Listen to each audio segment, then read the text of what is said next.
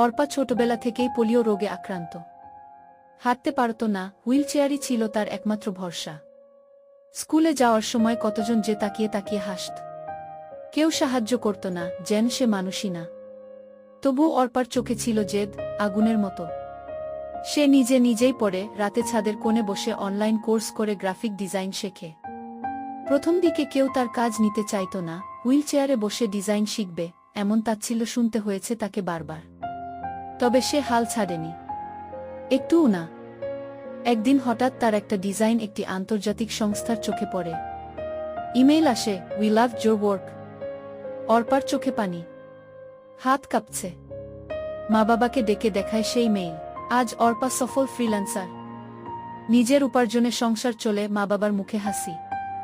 যারা একদিন বলতো ও কিছুই পারবে না, কি আজ তারা গর্বে মাথা নোয়ায়। অর্পা হেসে বলে, আমার পা থেমে গেছে।